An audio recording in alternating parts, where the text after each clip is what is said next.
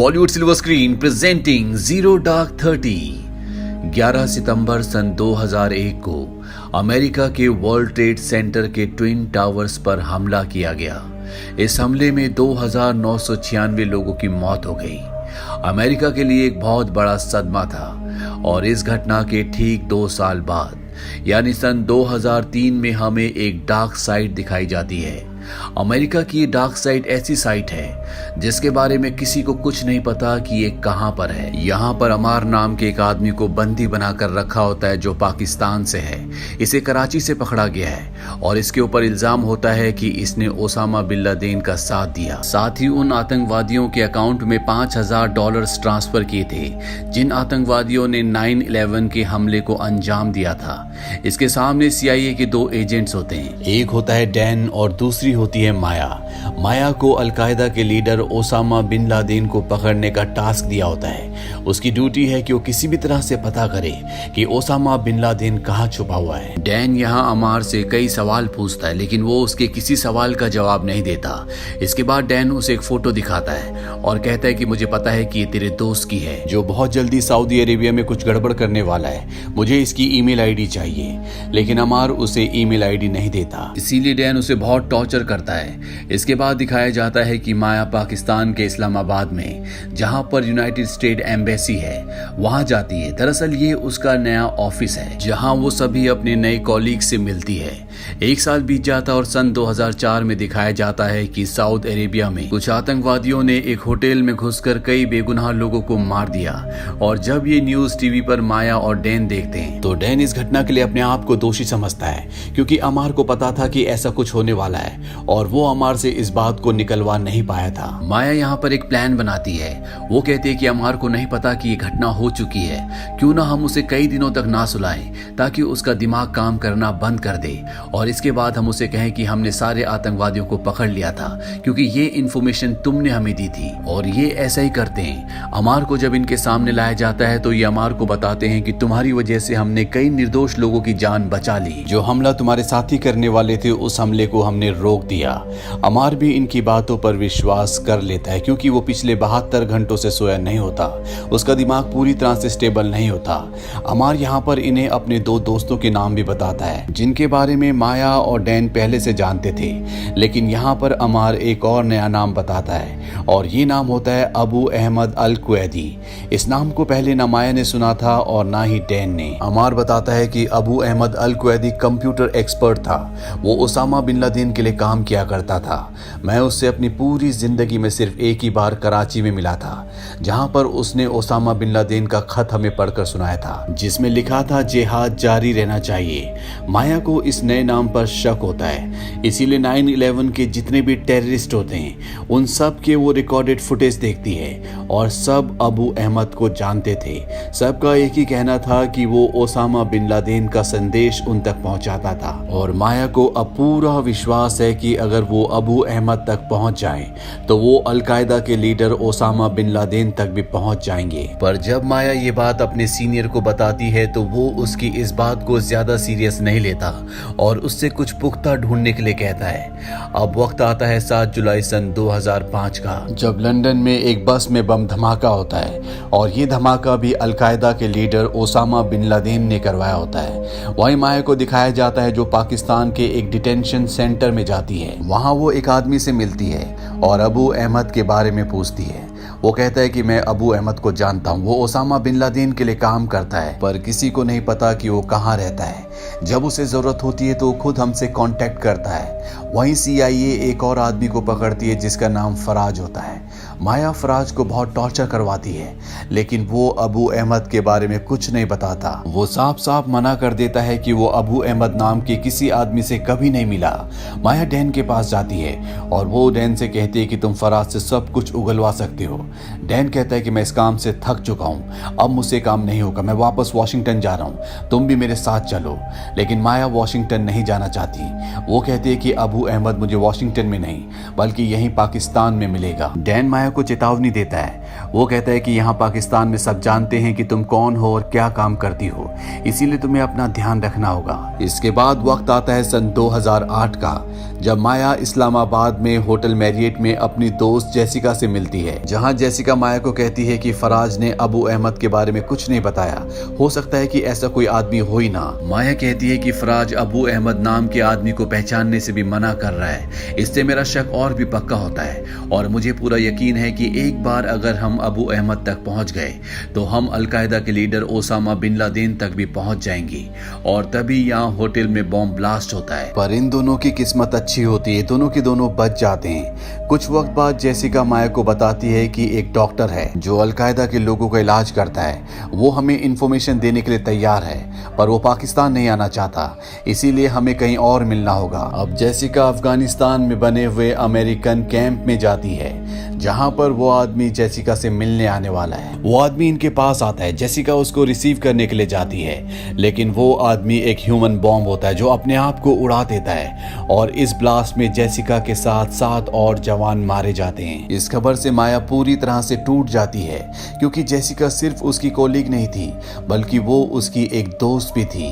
तभी यहाँ पर एक आदमी आता है और वो माया से कहता है कि तुम्हारे लिए एक और बुरी खबर है, जिस आदमी को तुम ढूंढ रही थी जिसका नाम अबू अहमद है, वो मर चुका है। वो माया को एक सीडी देता है, जिस सीडी में एक आदमी बोल रहा होता है कि सन 2001 में उसने खुद अपने हाथों से अफगानिस्तान में अबू अहमद को दफनाया था। ये खबर सुनकर माया पूरी तरह से हताश हो जाती है, पर कुछ दिनों के बाद उसकी कोलीग उसके पास आती है और वो बताती है कि 9/11 के हमले के बाद हमें 10 नाम मिले थे और उसमें एक नाम इब्राहिम सैयद का भी था, जो अफगानिस्तान में नकली पासपोर्ट के साथ पकड़ा गया था और उस पासपोर्ट में नाम था अबू अहमद अल कुवैदी। इसके बाद माया नोटिस बोर्ड पर लगी हुई कुछ फोटोज को देखती है, जो अबू अहमद, जिसका असली नाम इब्राहिम सैयद अहमद है, उसकी और उसके भाइयों की होती है। ये 8 भाई हैं और इन सब की शक्लें मिलती जुलती है। ये सब जानने के बाद माया अपने पुराने साथी डैन को कॉल करती है, जो कि वर्जीनिया में है और अब वो एक सीनियर पोस्ट पर है। वो उसे बताती है कि शायद हमारा सस्पेक्ट अभी भी जिंदा है, यानी कि इब्राहिम सैयद अहमद उर्फ अबू अहमद अल कुवैदी। वो डैन को बताती है कि सन 2001 में वो अपने 2 भाइयों के साथ अफगानिस्तान गया था, जहां पर रिकॉर्ड्स के हिसाब से उसकी मौत हो गई है, लेकिन हो सकता है कि वो अभी भी जिंदा हो और 2001 में जिसकी मौत हुई थी वो उसका भाई हो, क्योंकि जब भी किसी ग्रुप का इतना बड़ा नेता मरता है तो उसकी चर्चा जरूर होती है। साथ ही अमार के बयान के हिसाब से वो 2001 दिसंबर में उसके साथ टोरा बोरा की पहाड़ियों पर था। डैन माया से पूछता है कि मैं तुम्हारे लिए क्या कर सकता हूँ। माया कहती है किसी भी कीमत पर मुझे उसका नंबर चाहिए। डैन अब कुवैत जाता है, जहाँ वो कुवैत के प्रिंस से मिलता है जिसे वो पहले से जानता है। वो उसे लैम्बोर्गिनी के एक शोरूम में ले जाता है और वहां पर सबसे शानदार लैम्बोर्गिनी उसे दिलाता है। साथ ही उसे एक पर्ची देता है जिस पर अबू अहमद का असली नाम इब्राहिम सैयद लिखा होता है। वो प्रिंस से कहता है कि मुझे इसका फोन नंबर चाहिए, ये कुवैत में पैदा हुआ था और आज भी इसकी मॉम यहीं रहती है। प्रिंस इन्हें नंबर अरेंज करवा देता है और अब ये उसे ट्रैक करना शुरू कर देते हैं। हालांकि उसका फोन नंबर हमेशा बंद रहता है, लेकिन जब उसका फोन नंबर ऑन होता है तो इन्हें पता चल जाता है कि वो पाकिस्तान के रावलपिंडी शहर में टीपू रोड पर था जब उसने अपना फोन ऑन करके किसी को कॉल किया था। वहीं दूसरी तरफ दिखाया जाता है कि 1 मई सन 2010 को न्यूयॉर्क शहर में टाइम स्क्वायर के पास एक गाड़ी में एक्सप्लोसिव मिला। अगर ये फट जाता तो पता नहीं कितनी जानें चली जाती, और ये हादसा होने से टल गया। वहीं माया को दिखाया जाता है जो अपने चीफ के पास जाती है और कहती है कि मुझे रावलपिंडी में एक सेफ हाउस में 4 टेक्नीशियन चाहिए और ऐसे 4 टेक्नीशियन मुझे पेशावर में भी चाहिए। पर उसका सीनियर साफ साफ मना कर देता है। वो कहता है कि तुम एक ऐसे आदमी का पीछा कर रही हो जिसके बारे में हमें पता भी नहीं है कि वो जिंदा है या मर चुका है। इस बात पर माया को गुस्सा आ जाता है। वो कहती है अगर ऐसी बात है तो मैं वॉशिंगटन वापस चली जाती हूँ, लेकिन आपको जवाब देना पड़ेगा कि मैं वापस क्यों आई। अब उसके सीनियर को उसकी बात माननी पड़ती है और उसके CIA के साथी पेशावर में और रावलपिंडी में चारों तरफ उन जगहों पर जाना शुरू कर देते हैं जहां पर इब्राहिम सैयद उर्फ अबू अहमद का फोन एक्टिव हुआ था, लेकिन उसका फोन हमेशा ऑन नहीं रहता। साथ ही ये इलाके बहुत भीड़ भाड़ वाले होते हैं। ये कई दिनों तक उन इलाकों में उसे ढूंढते रहते हैं, पर इनके हाथ कामयाबी नहीं लगती। और एक दिन जब ये उसे ढूंढ रहे होते हैं तो ये देखते हैं कि इनके ट्रैकिंग डिवाइस में अबू अहमद, जिसका असली नाम इब्राहिम सैयद है, उसके फोन के जो सिग्नल्स हैं बहुत ज्यादा स्ट्रांग हो गए हैं, यानी कि वो इनके आसपास ही है। और तभी इनकी साइड से एक गाड़ी गुजरती है। ये देखते हैं कि उसमें इब्राहिम सैयद है। ये उसका फोटो फोटो खींच लेते हैं। साथ ही अब इनके पास गाड़ी का नंबर भी है। माया ये सब इंफॉर्मेशन पाकर बहुत खुश होती है क्योंकि कई सालों के बाद पहली बार उसे किसी चीज में कामयाबी मिली है। वहीं पाकिस्तान में अब माया के ऊपर अटैक भी होता है, उसकी गाड़ी पर गोलियां चलाई जाती है, पर गाड़ी बुलेट प्रूफ होने की वजह से माया की जान बच जाती है। वहीं पाकिस्तान में दिखाया जाता है जहां पर CIA के बहुत सारे लोकल एजेंट्स होते हैं, उनके खबरी होते हैं और वो उस गाड़ी का पीछा करते हैं। उन्हें पता चल जाता है कि इब्राहिम सैयद उर्फ अबू अहमद कहां पर रहता है और अब CIA की एक मीटिंग होती है जहां पर CIA के डायरेक्टर को उस घर का मॉडल दिखाया जाता है और बताया जाता है कि इस घर की दीवारें 10 फीट ऊंची है, इस घर की खिड़कियां हमेशा बंद रहती है और ऊपर छत पर भी 7-7 फीट की दीवारें हैं। इस घर के अंदर झांकना बहुत मुश्किल है। साथ ही इस घर के पास पाकिस्तानी मिलिट्री एकेडमी है, यानी कि ये घर, ये एरिया पूरी तरह से सुरक्षित है। CIA के डायरेक्टर ऑर्डर देते हैं कि मुझे सारी इंफॉर्मेशन चाहिए कि इस घर के अंदर कौन कौन रहता है, कितने लोग रहते हैं और अब CIA उस घर पर पूरी तरह से नजर रखना शुरू कर देती है। वही माया इस घर पर अटैक करना चाहती है पर उसे परमिशन नहीं मिलती। वो हर रोज जाकर अपने सीनियर, जिसका नाम जॉर्ज होता है, उसके गिलास पर दिन का नंबर लिख देती है और धीरे धीरे ये नंबर 100 हो जाता है, यानी कि आज पूरे 100 दिन हो चुके हैं। लेकिन ना ही माया को और ना ही उसके सीनियर को उस घर पर अटैक करने की परमिशन मिली है, पर अब इन्हें उस घर के आंकड़े मिल चुके हैं। माया का सीनियर जॉर्ज अपने सीनियर्स को बताता है कि उस घर में 3 औरतें हैं और 2 आदमी हैं जो हमेशा दिखते हैं, लेकिन एक आदमी और है जो कभी नहीं दिखता। वो कभी कभी हवा खाने छत पर जाता है जहां पर 7-7 फीट की दीवारें हैं और साथ ही पेड़ भी हैं जिनमें बहुत सारे पत्ते हैं, जिस वजह से सैटेलाइट पर हम उस आदमी को नहीं देख पाते। ये सैटेलाइट से बचने का एक प्रोफेशनल तरीका है। साथ ही इस घर में 7 बच्चे भी हैं, लेकिन यहाँ पर जो जॉर्ज के सीनियर्स होते हैं वो इस बात से साफ साफ इनकार कर देते हैं कि उस घर में ओसामा बिन लादेन हो सकता है। वो कहते हैं कि शायद ये कोई ड्रग डीलर हो या इब्राहिम सैयद के 8 भाइयों में से कोई एक हो या अलकायदा का कोई दूसरा सदस्य हो, लेकिन ये ओसामा बिन लादेन हो ही नहीं सकता। कुछ और दिन बीत जाते हैं और एक बार फिर से जॉर्ज अपने सीनियर से मिलता है और वो उन्हें बताता है कि इस घर में इंटरनेट नहीं है, ना ही कोई टेलीफोन कनेक्शन है, ना इस घर से कोई फोन करता है और ना ही इस घर के अंदर कोई फोन आता है। और अगर वो कोई रिटायर आदमी है तो उसका स्विमिंग पूल कहाँ है, ना ही वो कुत्ता पालने का शौक रखता है और क्यों वो अपने आदमियों को सिर्फ उन 2 शहरों से फोन करने के लिए कहता है जहां पर अलकायदा का बहुत स्ट्रॉन्ग नेटवर्क है। जॉर्ज अपने सीनियर्स को ये भी बताता है कि हम उसके घर का कचरा भी टेस्ट करना चाहते थे, लेकिन वो अपने घर का कचरा बाहर नहीं फेंकते बल्कि उसे कंपाउंड में जला देते हैं। हमने एक नकली वैक्सीनेशन प्रोग्राम भी शुरू किया ताकि उस घर के लोगों का ब्लड सैंपल ले सके, लेकिन इसके लिए भी उन्होंने मना कर दिया। पर अब भी प्रेसिडेंट के नेशनल सिक्योरिटी एडवाइजर उसकी बातों से कन्विंस्ड नहीं होते। वो कहते हैं कि प्रेसिडेंट को पुख्ता सबूत चाहिए और मीटिंग खत्म कर देते हैं। जॉर्ज एक बार फिर से उनके पास जाता है और उन्हें कहता है कि आज नहीं तो कल तुम्हें पता चल जाएगा कि उस घर में ओसामा बिन लादेन था और इसके बाद आप कभी भी चैन की नींद नहीं सो पाएंगे। ये सुनने के बाद प्रेसिडेंट का सिक्योरिटी एडवाइजर कहता है कि तुम प्लान बनाओ और अब जॉर्ज और माया एरिया 51 जाते हैं जहां पर सील के बहुत सारे कमांडोज होते हैं। वो उन्हें एक एरोड्रोम में ले जाते हैं जहां पर ऐसे हेलीकॉप्टर्स होते हैं जो रडार में नहीं आ सकते। वो पूछते लेकिन हमें अटैक कहाँ करना है। माया उन्हें बताती है कि हमें पाकिस्तान के अबोटाबाद में उस घर में अटैक करना है जहां पर ओसामा बिन लादेन हो सकता है। इनका पूरा प्लान बन जाता है और अब एक बार फिर से फाइनल मीटिंग होती है जिसमें यह तय किया जाएगा कि ये अटैक करेंगे कि नहीं। यहाँ पर जितने भी सीनियर्स होते हैं कोई भी कंफर्म नहीं होता कि वहां पर ओसामा बिन लादेन है।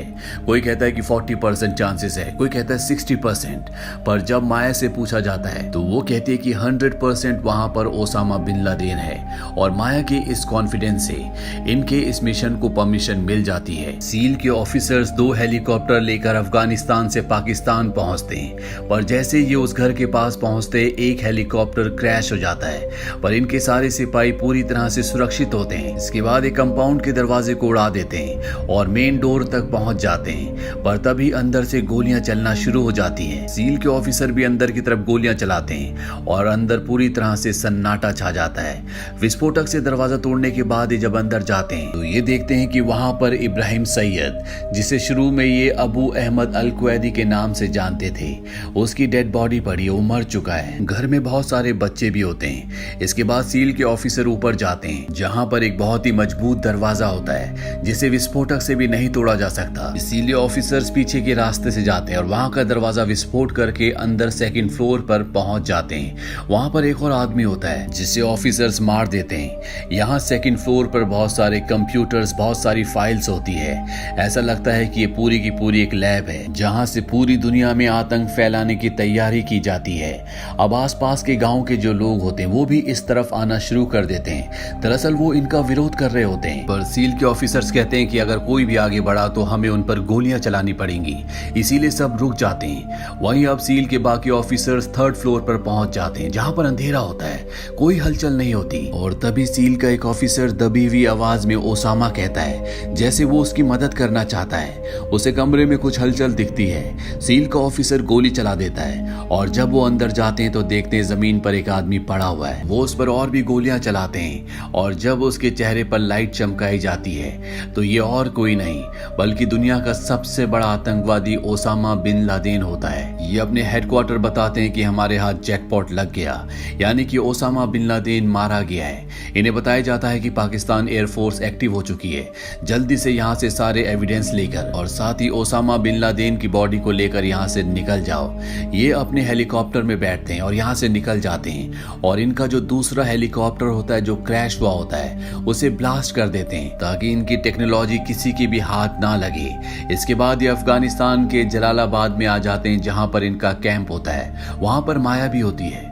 माया ओसामा बिन लादेन की डेड बॉडी देखती है और कंफर्म करती है कि यही ओसामा बिन लादेन है। अंत में दिखाया जाता है कि माया वापस अपने घर अमेरिका जा रही है। उसकी आंखों में आंसू होते हैं। माया ने अपनी जिंदगी में सिर्फ एक ही केस हैंडल किया था जिस पर वो पिछले 12 सालों से काम कर रही थी और वो केस था ओसामा बिन लादेन का। तो ये थी सच्ची कहानी जीरो डार्क 30 मूवी की। ये मूवी ईयर 2012 में रिलीज हुई थी। IMDb पर इसकी रेटिंग है 7.4। इस मूवी का बजट था $40 मिलियन और बॉक्स ऑफिस पर इसने कमाई की थी $133 मिलियन की। उम्मीद करते हैं कि ये कहानी आपको पसंद आई होगी।